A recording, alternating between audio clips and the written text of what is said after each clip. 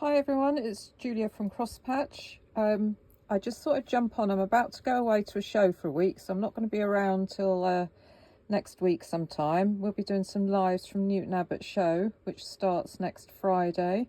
But I know a few of you have bought the sewing roll kit, so I just wanted to quickly give you some hints and tips on how to put it together, just in case you come unstuck while I'm away and I can't help you. So this is a sewing roll. If you don't know what the sewing roll is, it's made really easily with half square triangles, and when you open it up, there's 3 pockets on the inside, and there's like a zigzag pattern on the outside. So it's really simple to make. So I'm going to show you how to make it briefly. So if you've got the kit, you will have packs of 2.5-inch squares. Apart from the red, you need to cut your red down to 2.5-inch squares. Okay, so you will need to cut 6 sets of red and floral 2.5-inch squares. So those are these ones, and this will do the zigzag pattern down the middle. You will need to cut 24 sets of cream and floral, which will make the zigzags down the side and the edge of the blocks here, which we'll go into in a minute. Okay, so that will give you 48 little half square triangle blocks in cream and floral, and then you'll have 12 sets of these ones. Okay, so 1 2 3 4 5 6 7 8 9 10 11 12. Right, okay, so making a half square triangle is really simple. So if you're just making the red ones, the red and floral ones, a red square and a floral square together here. So there's a red and a floral. I've drawn a diagonal line across the back, and I've stitched 1/4 inch either side of that line. Okay, and then you're cutting across on that drawn line. So cut apart on the drawn line, and you will end up with your half square triangles. Now snip off there'll be little ears on the edges, so snip those off.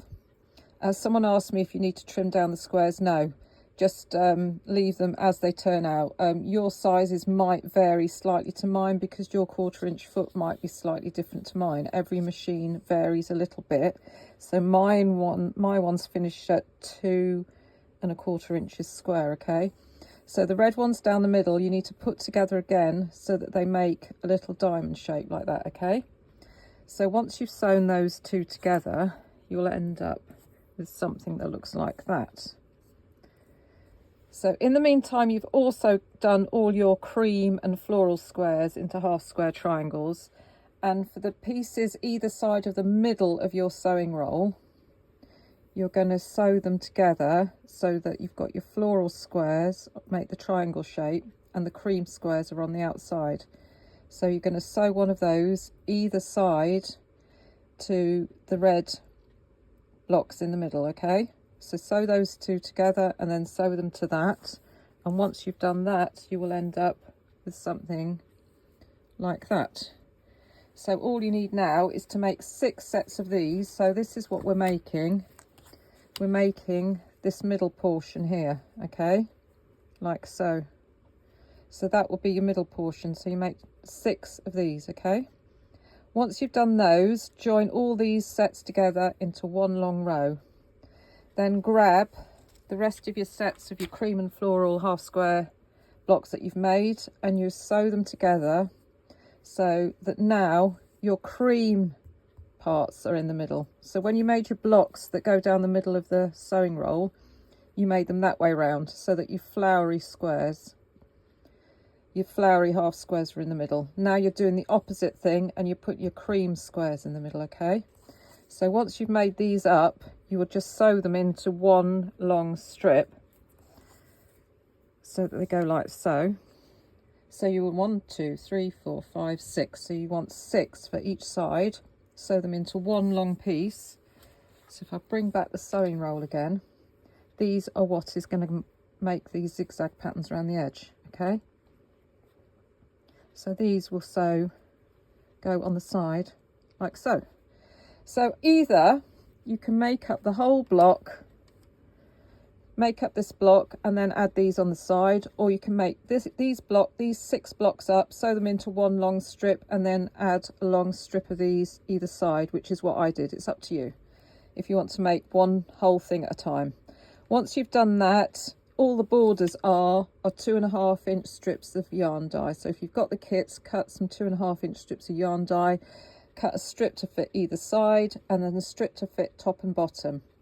In the pattern there is, you can trace out the love to stitch and sew and stitch that in now, but I did it at the end. I just stitched it on at the end. Okay, so when we come to the inside is simply 3 pockets. Okay, so your top pocket and your middle pocket, I start up with 13 inches by 12.5 inches wide. Okay, so your top and your middle pockets, you want to sew right sides together, fold it in half, so right sides together, leaving the edges open, and turn them right sides out, so you end up basically with what looks like a little sleeve.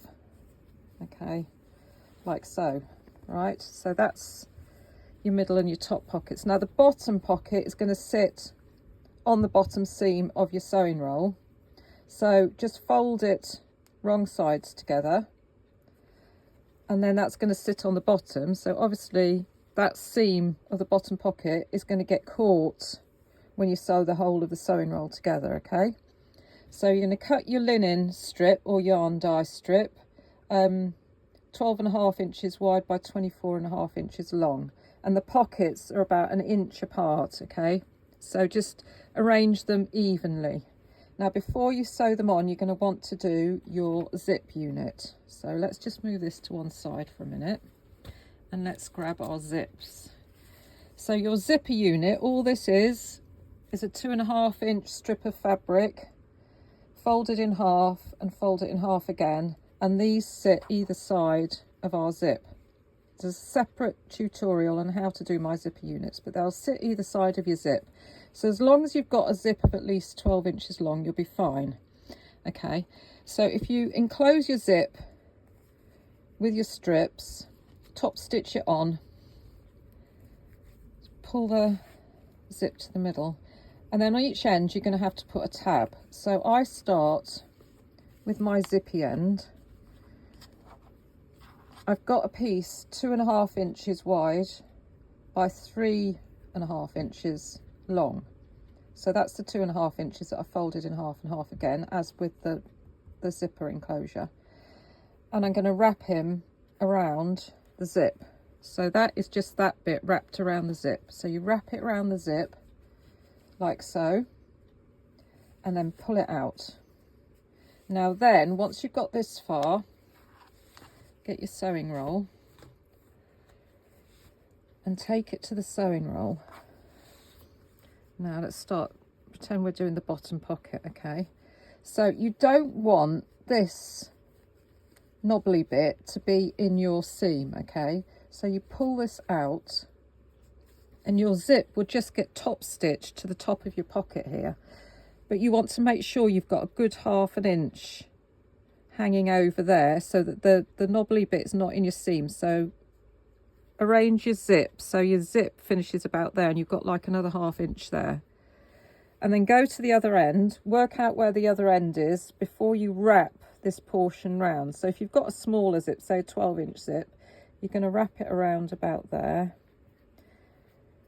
top stitch it down, and then cut off your zip.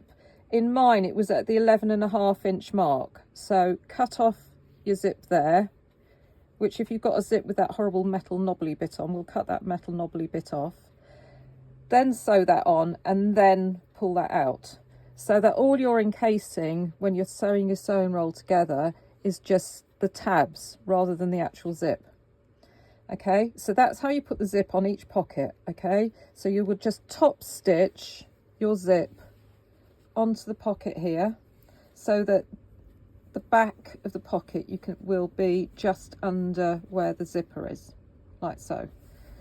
And then take it to your linen strip and then top stitch the top of the zip to the linen strip.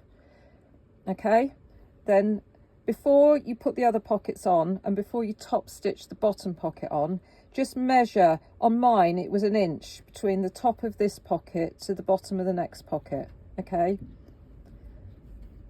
so before you sew them all on, make a marking where the bottom of the pockets should go, so you know where to stitch them on place, and then you can add the zipper as I've just shown you, and then you just top stitch the zipper to the linen before you put the whole thing together. So once you've sewn all your pockets on, this is my finished one, you then will put this right sides together with your front.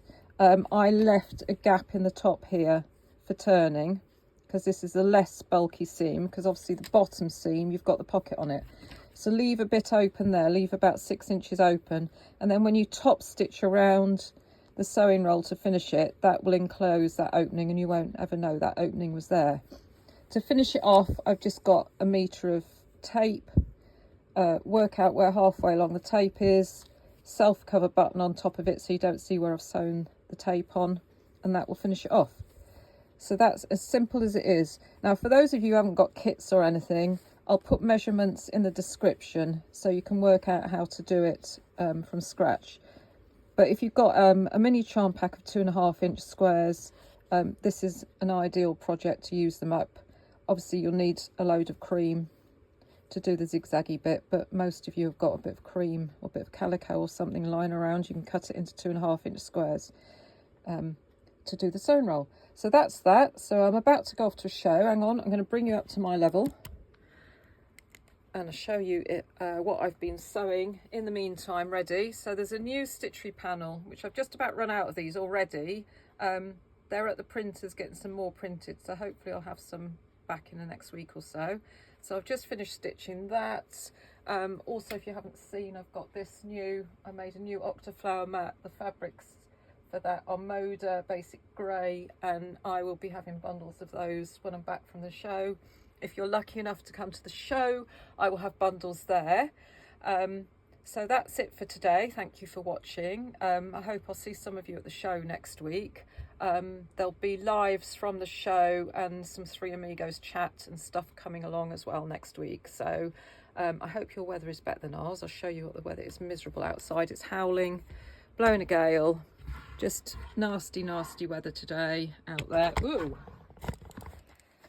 Drop my camera. Now you can see it. Mr. Elf is still in the window. He stays there all year round.